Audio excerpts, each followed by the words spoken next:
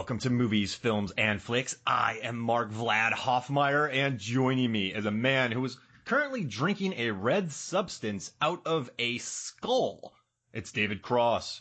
It's definitely not blood. It's Mountain Dew Code Red. Oh, man. So this is kind of wild, because I remember back in college, you always had a little bit of a bowl with you with red juice in it, too. And I never questioned it, because, why? But yeah, I don't know. What? Am I sensing a pattern here? I mean, are you I don't know vampire? what to tell you, Mark. No. If anything, I'm a reverse vampire. If anything, like I donate blood to people, so that makes me a reverse vampire because I am giving away blood and making them healthier. Whoa! So you're reverse, and you were just drinking Code Red? Yeah, just Code Red. I had to stay up all night. It was college. Like Adderall didn't exist then. Yeah, you know what? You talked really. Remember Corky Romano when he gets all that cocaine blown in his face? Question. That's what you were like back then with all that Code Red. Yeah. And here's outside the bit, Mark. In college, I literally did drink a lot of Code Red. That's why it came to my mind so quickly. I didn't sleep, man. All right. So David and I went to grad school together at Florida State from 09 to 10, and that's when I was there, I guess. When did you? I was 1 year later than you. Got it. So I got it. I got mine like 15 months, and I had 2 jobs. I didn't sleep, so I was basically living on coffee the entire time. Always coffee. Yeah, going to the shop. What was that called? The 24-hour coffee shop down the street from the communications building that was just a mismatch of old furniture that they got off the side of the street. It was great. Oh, man, yeah. I definitely lived on that. I didn't have a skull I drank it out of, though. I just had a cup. But I guess you're more eco-friendly. Oh, yeah, definitely. The skull is the best way to drink fluids. If you don't want to, make something new, it's just upcycling. Yeah. I mean, you're reusing. Wow. You're ahead of your time, man. A Red Bull / Code Red drinker influencer. This was before influencers, right? I noticed when you started, then there ended up with about 4 people. Now, you were wearing circular glasses like Gary Oldman did in Bram Stoker's Dracula. No one caught on that. But but they did catch up on the Code Red in a skull. Can I ask you a question? Yeah. Okay, 2 questions. Who would you prefer, right? Who would you rather work under?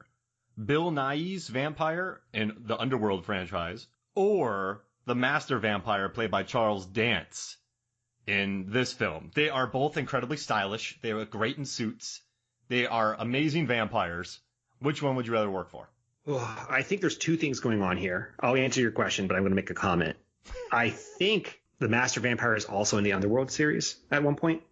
Just throwing that. Not the character, but the actor. Oh, Charles Dance? Oh, undoubtedly. We'll go back to your original question. Dracula That's Untold. Really hard. Yeah, which one would you work for?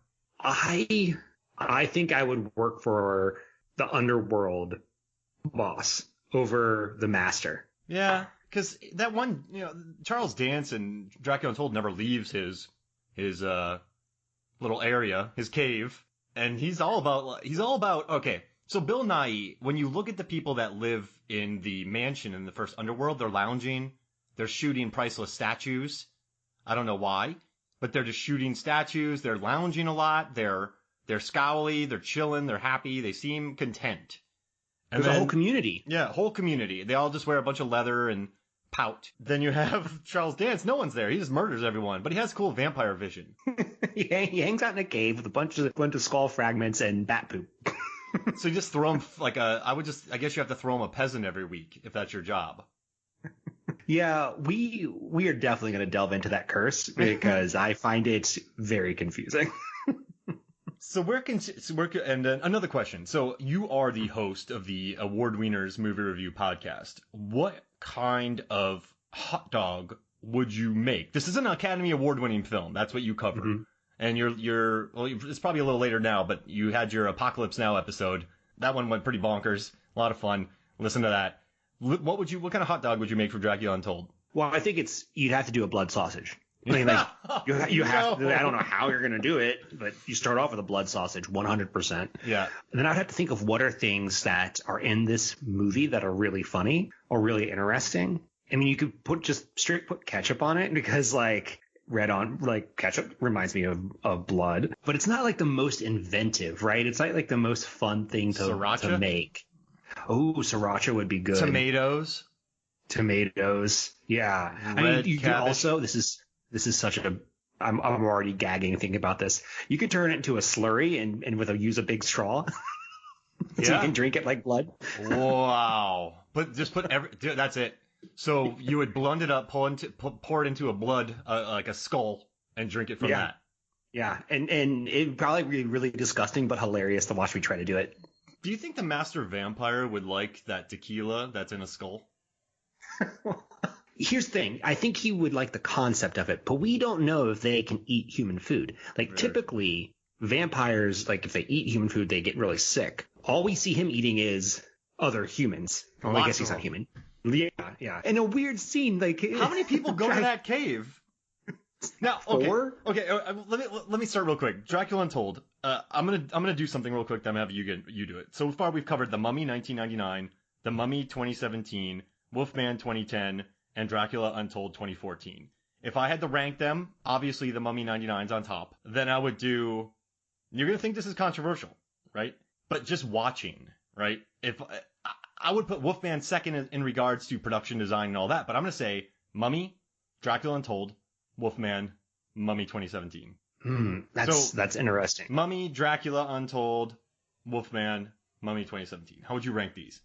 All right. I think I would go Mummy 1999. Mm-hmm. Easy. Like there's no comparison to that. I almost didn't add it because it's a gimme. Yeah, exactly. Then I would follow that up with Mummy 2000 and what was it again? 2017. Yeah. And the reason for that is because it has a bit more humor in it than the other ones, and I particularly like that. And I'm a sucker for the quote unquote Tom Cruise formula for movies. Mm-hmm. Like I like set pieces and running. Like, oh my, you got me. Sold. From there it would be Wolfman strictly because of the set design. It is one of the most gorgeous films I've ever seen. Uh-huh. Reason it was nominated for an Oscar. And then this film. And I should say that ranking it this way doesn't mean that I don't like this film. This is just the order that I have. Yeah. Oh, no, I get it. And listen, I think The Wolfman is probably a better movie, but what I like about this movie's 90 minutes, probably 82 minutes with credits. 82 minutes, right? Yeah. And it is one of the most just unpretentious, straightforward, like it's so just I just like how unpretentious it is. It's just a simple, nice little movie that tries to do something new with Dracula, and I appreciate that because I was thinking about this the other day, and you have one of my favorite movies is Bram Stoker's Dracula. Once again, going back to production design, Francis Ford Coppola made a beautiful film. Dracula Dead and Loving It, which we've both covered on the pod. These both been covered on MFF Pod. That's just a funny comedy, cheeky Dracula. You have Dracula 2000 with Gerard Butler's hair. Dracula 1931. You have a very weird accented Dracula in Van Helsing. Then you have Blackula. Then you have Hammer Horror's Horror Dracula. You have Nosferatu. You have a lot of different takes on Dracula. And I mean, in 2014, with the superhero craze going, it's just a different take on it, right? It's just a superhero. It's superhero Dracula. Yeah, superhero Dracula. And so I don't think they could have gone another route by going full historical, sensual, Francis Ford Coppola, everything in camera, Bram Stoker's Dracula. They didn't want to go with humor, so they just tried something else. And they even, I don't know, I liked it. I thought Luke Evans was solid. There's a gold coin fight or silver coin fight. I've never seen that. There's really weird. Some really neat slow motion going on. I mean, they hired a legit crew for this, and I'm being long-winded here, but they brought in John Schwartzman, cinematographer. He did Armageddon, Seabiscuit, Amazing Spider-Man, Airheads, The Rock, Jurassic World. Then you have Francois Adolphe, production designer. He did Logan, Ford vs. Ferrari. He also worked on The Wolverine, Watchmen, Transformers. Detailed background. Then you have Nyla Dixon, who's an Oscar winner for The Return of the King. She also worked on Last Samurai for costumes. And the guys who wrote it, Burke Sharpless and Matt Sazama, they did Lost in Space, a TV show, Last Witch Hunter, which I enjoyed, Power Rangers, which I enjoyed, Gods of Egypt, which is a guilty pleasure. It's so good. Yeah, it's so good. they just have, so what they brought in this guy who directed a lot of commercials, Gary Shore, his first major film, but he surrounded him with talent. It's an 82-minute movie. It feels like it should be like a 95-minute movie, but who cares? There's some really weird scenes in it, and I just like it. It's just a background. I don't know. It just makes sense to me. I get why it has a Rotten Tomato meter score, but I also understand why it made $215 million worldwide, if that makes sense.